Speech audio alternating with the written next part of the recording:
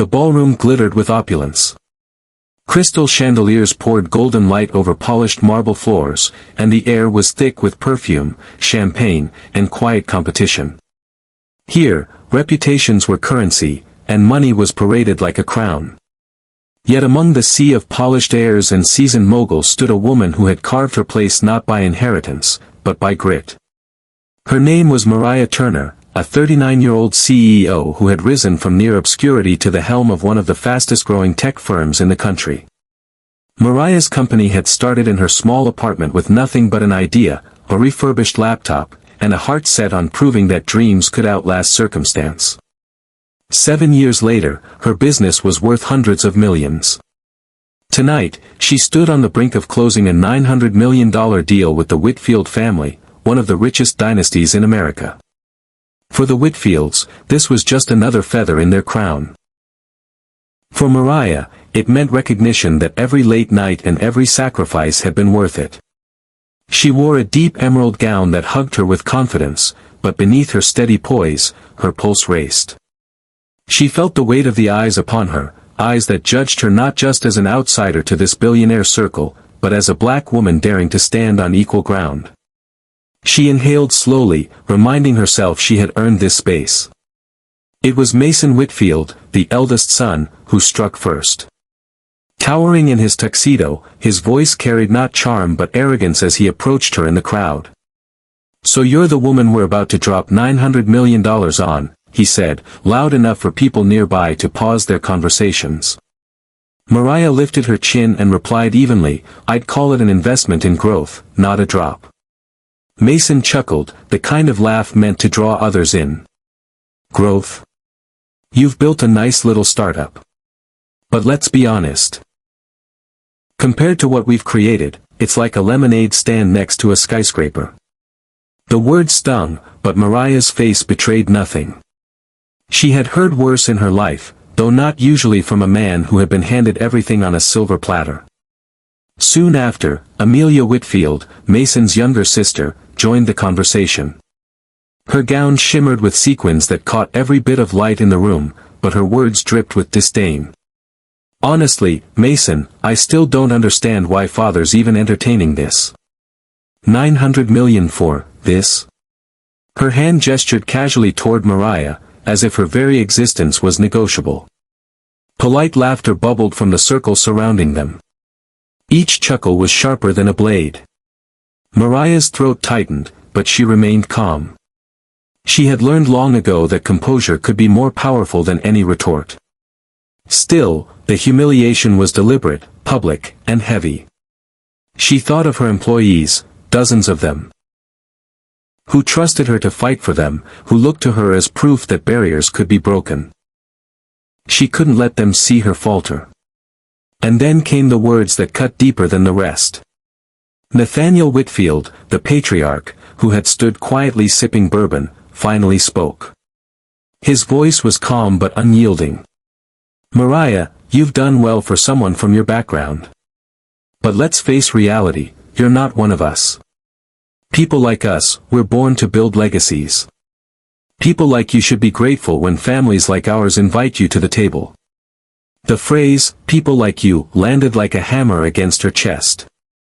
It wasn't just about business anymore, it was about who she was, about the invisible barriers she had spent her whole life fighting to break.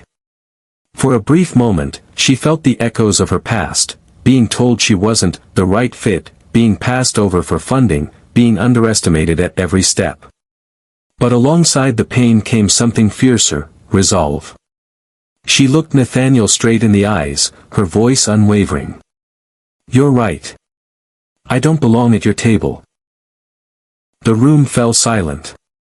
Glasses paused mid-air, conversations froze, every eye fixed on her. They expected her to shrink, to retreat, to beg. Instead, she reached into her clutch, pulled out the signed contract, and tore it in half. The sound of paper ripping cracked through the ballroom like thunder. Gasps rippled across the room.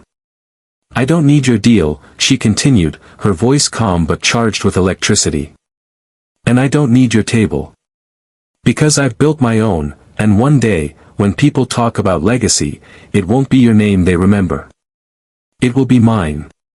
Her heels clicked against the marble as she turned and walked away. The torn contract fluttered to the ground behind her like discarded currency, and the silence of the room was deafening. Outside, the cool night air rushed against her skin. Her chest heaved, not from fear but from liberation. She didn't know what the consequences would be. Maybe the press would drag her for walking away. Maybe investors would panic. Maybe competitors would circle. But in that moment, she had chosen dignity over dollars, principle over power. At the fountain outside the hotel, Mariah closed her eyes and thought of her mother, who had scrubbed floors and worked night shifts to keep food on the table.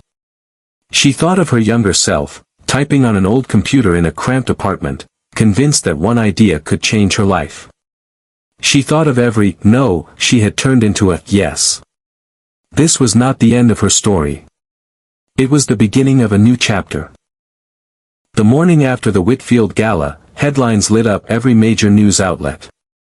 Mariah Turner woke to a phone vibrating endlessly on her nightstand, its screen flashing with messages, missed calls, and breaking news notifications. She sat up slowly, her mind still heavy from the previous night's storm. She opened one of the articles and there it was, splashed across the front page. CEO walks away from $900 million deal in public showdown with Whitfield family. Mariah's stomach twisted. The photo accompanying the headline showed her mid-step, leaving the ballroom with the contract torn in half on the floor behind her. To some, it might look reckless. To others, defiant. She didn't yet know which narrative would win. Her phone buzzed again. It was her head of communications, Stephanie. Mariah, it's everywhere. TV, blogs, Twitter, it's exploding. Some are calling you a hero, others say you've destroyed the company's future. We need to make a statement. Mariah rubbed her temples. Not yet. Let them talk.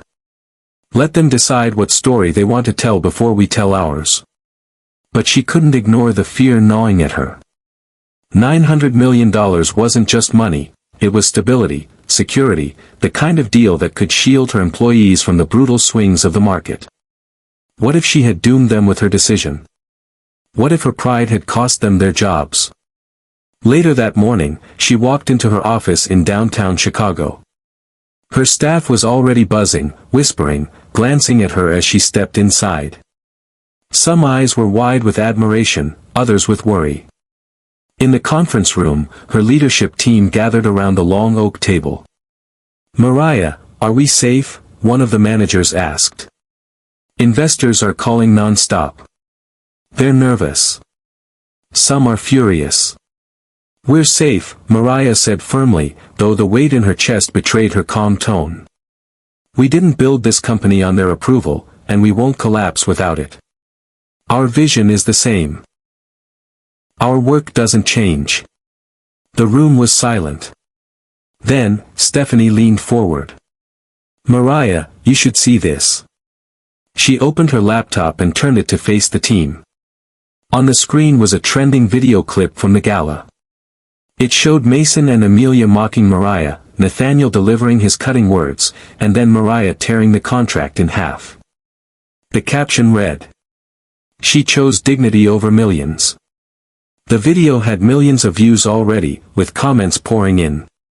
"She's my hero." Finally someone stood up to the Whitfields. "This is the kind of leader we need."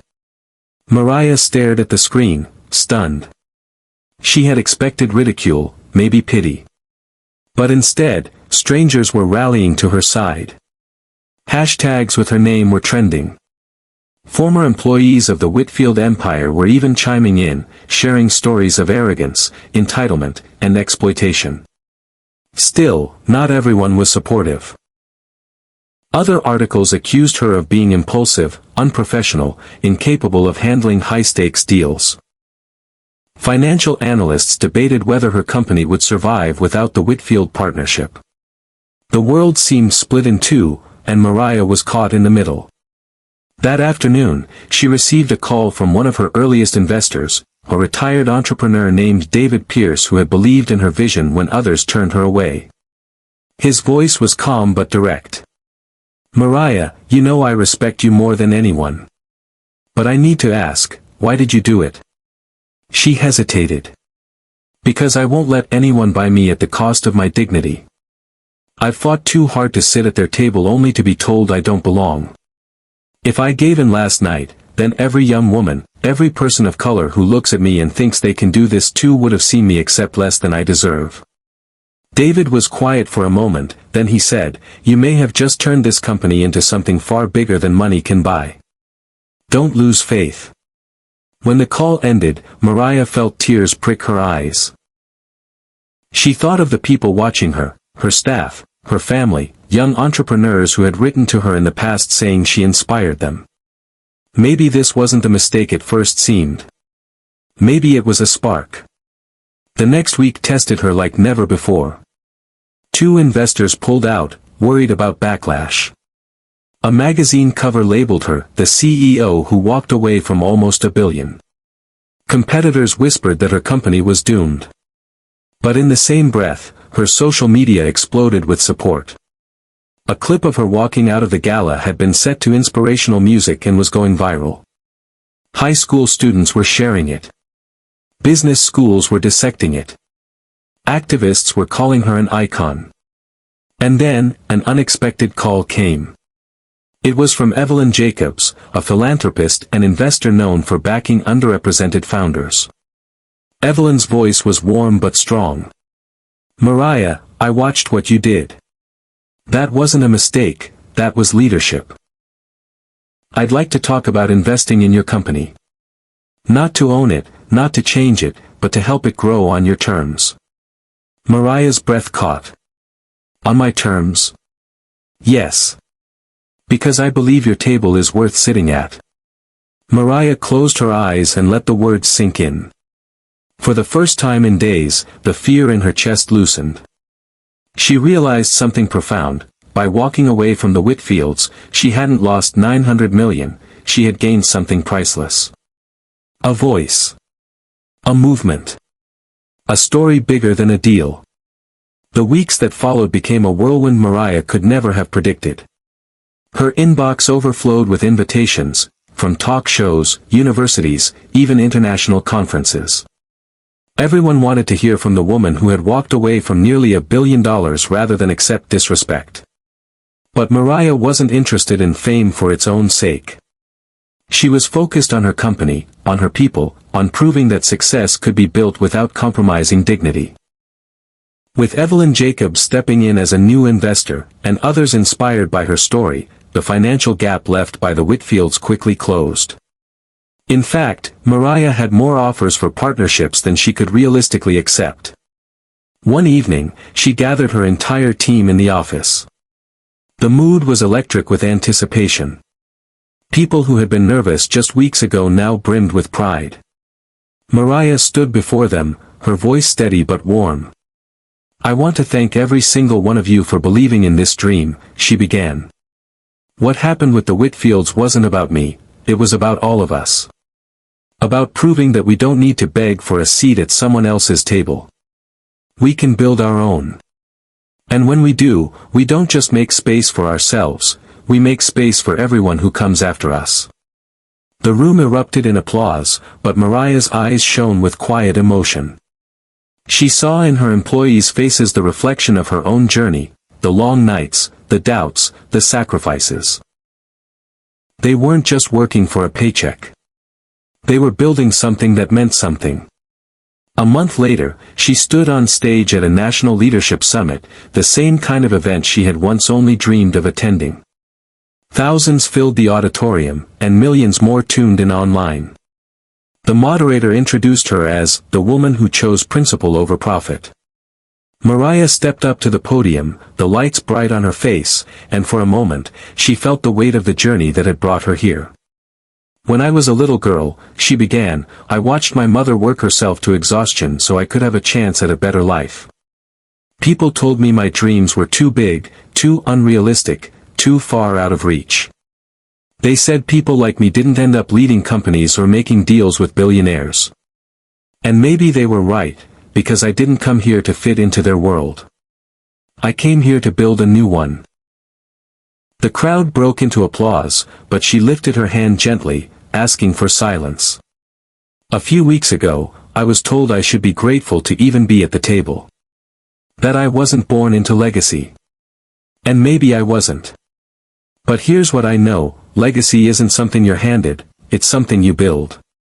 Brick by brick, sacrifice by sacrifice, dream by dream. She paused, scanning the crowd, her voice deepening with conviction. Walking away from $900 million wasn't easy. It terrified me. But money can't buy dignity. And no deal is worth your soul. If you ever find yourself in a room where people make you feel small, remember, you don't need their table. You can make your own. The auditorium thundered with applause, the kind that echoed through her bones. People stood, clapping, cheering, some with tears in their eyes. Mariah smiled, not because of the recognition, but because she knew the message had landed. She knew someone out there, maybe a young black woman with a dream, maybe a single father working nights, maybe a kid building something in their garage, had just heard the words they needed to keep going. When she left the stage, Evelyn Jacobs was waiting for her backstage. "You did more tonight than sign any deal ever could," Evelyn said with a smile. "You reminded people that leadership is about courage." Mariah exhaled, her shoulders finally light. For the first time in years, she felt not just successful but whole. Later that night, she returned to her office, where the city skyline glowed against the dark sky. She walked to the window, looking out over the lights, and thought of everything it had taken to get here. She thought of her mother's calloused hands, of the rejection letters, of the humiliation she had faced in that ballroom. And she thought of the future, of the table she was still building, bigger than any the Whitfields could ever imagine. She whispered softly to herself, almost like a promise, "This is only the beginning." And she was right. Because Mariah Turner's name would be remembered, not for the deal she lost, but for the choice she made. Not for the millions she walked away from, but for the millions she inspired. Her story became more than business. It became a reminder to everyone who had ever been told they didn't belong, you do. And if they don't see it, build your own table and invite the world to sit with you.